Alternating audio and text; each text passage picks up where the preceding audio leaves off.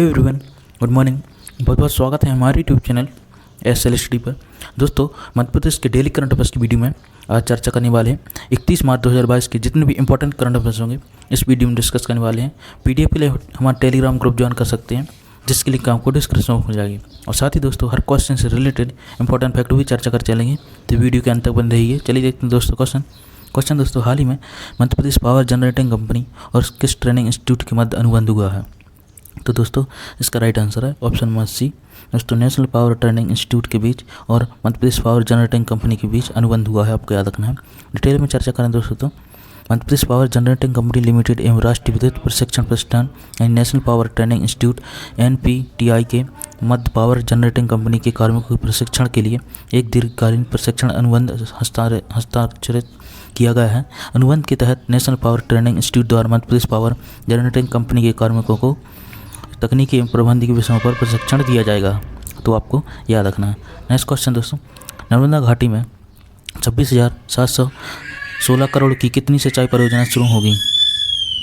तो दोस्तों, इसका राइट आंसर है ऑप्शन नंबर बी। 12 सिंचाई परियोजनाएं नर्मदा घाटी में शुरू होंगी, आपको याद रखना है। डिटेल में चर्चा करें दोस्तों, तो मध्य प्रदेश में नर्मदा घाटी की 26,716 करोड़ रुपए की लागत से 12 सिंचाई परियोजना कार्य शुरू किया जाएगा। इन परियोजनाओं को पूरा होने पर लगभग 5,90,000 हेक्टेयर क्षेत्र में सिंचाई सुविधा उपलब्ध होगी। प्रथम चरण के माह में अप्रैल में 2022 में नर्मदा घाटी विकास प्राधिकरण की 7, द्वितीय चरण में 7 अगस्त में प्राधिकरण की 2 एवं जल संसाधन विभाग की 3 परियोजनाओं सहित कुल 5 के लिए निविदा आमंत्रित जारी की जाएगी। इन परियोजनाओं के मध्य प्रदेश के 3.50 MF नर्मदा जल का उपयोग सुनिश्चित होगा, तो आपको याद रखना है। इंपॉर्टेंट दोस्तों, बात करें इंपॉर्टेंट फैक्ट के बारे में, तो दोस्तों मध्य प्रदेश की प्रमुख नदी घाटी परियोजना जो कि आपको याद रखनी है दोस्तों, चंबल घाटी नदी परियोजना 1953 चंबल नदी पर बनाई गई थी, आपका यहाँ। इंद्र सागर परियोजना दोस्तों नर्मदा नदी पर है। दवा परियोजना दवा नदी पर। बाढ़ सागर परियोजना दोस्तों सोन नदी पर 1978 में स्थापित की गई थी। माटा चीला बेतवा नदी पर, आपको याद रखना है। इंपॉर्टेंट दोस्तों, अक्सर एग्जाम में ऐसी क्वेश्चन पूछ लिए जाते हैं। और रानी अवंतीबाई सागर परियोजना दोस्तों बरग नदी पर है, तो आपको इतने इंपॉर्टेंट फैक्ट याद रखने हैं। नेक्स्ट क्वेश्चन दोस्तों, हाल ही में 9 दिवसीय विक्रमोत्सव का समापन किसके द्वारा किया जाएगा? तो दोस्तों, इसका राइट आंसर है ऑप्शन नंबर बी, मुख्यमंत्री शिवराज सिंह चौहान जी के द्वारा दोस्तों 9 दिवसीय विक्रमोत्सव का समापन किया जाएगा, आपको याद रखना है। डिटेल में चर्चा करें दोस्तों, तो विक्रम संवत 2079 में के प्रारंभ 9 संवत्सर को इस वर्ष बाबा महाकाल की नगरी उज्जैन का गौरव दिवस मनाया जाएगा। इस दिन 2 अप्रैल को चैत्र नववर्ष प्रतिपदा पर 9 दिवसीय विक्रमोत्सव का समापन भी होगा। मुख्यमंत्री श्री शिवराज सिंह चौहान समापन समारोह मुख्य अतिथि होंगे, आपको याद रखना है। दोस्तों, बात करें मध्य प्रदेश के कुछ प्रमुख समारोह जो कि आपको याद रखनी है। कालिदास समारोह दोस्तों उज्जैन में 1958 से मनाया जा रहा है, आपको याद रखना। तानसेन समारोह दोस्तों ग्वालियर 1980 से। मालवात्सव उज्जैन मांडू और इंदौर में 1991 से।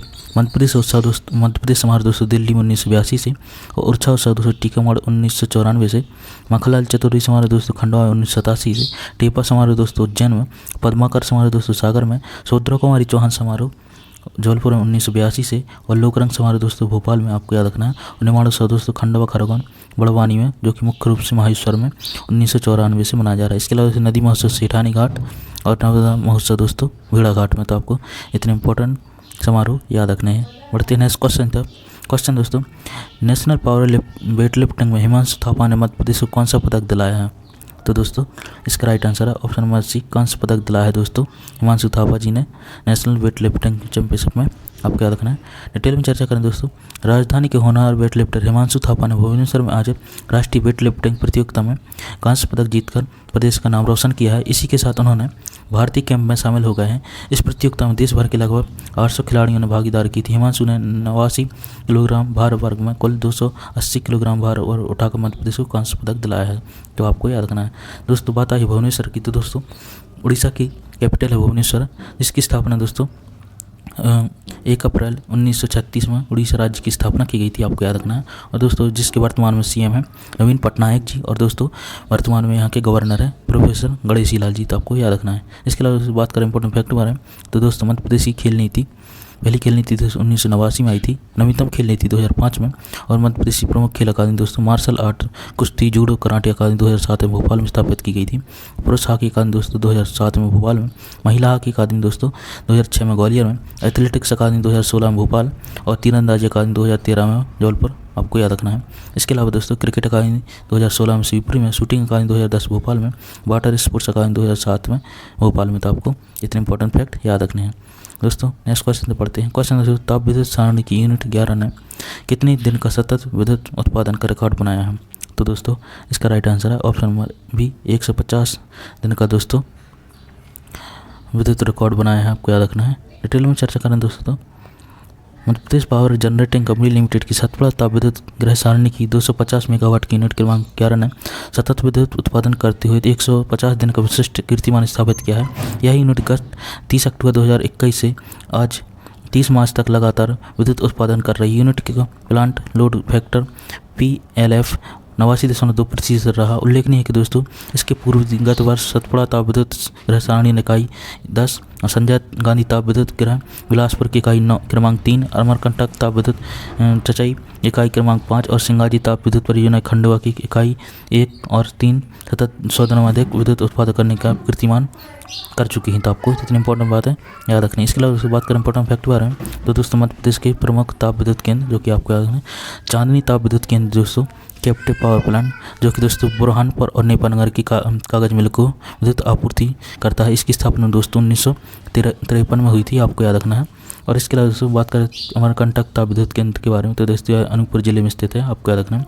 सतपुड़ा सारणी ताप विद्युत केंद्र जो कि दोस्तों 1997 में इसकी स्थापना अमेरिका के सहयोग से की गई थी, जो कि बैतूल जिले में स्थित है। और यह दोस्तों मध्य प्रदेश और राजस्थान की संयुक्त उपक्रम है, तो आपको याद रखना है। इसके अलावा बात करें विंध्याचल बृहद ताप केंद्र के बारे में तो दोस्तों इसकी स्थापना 1982 में सिंगरौली में की गई थी, आपको याद रखना है।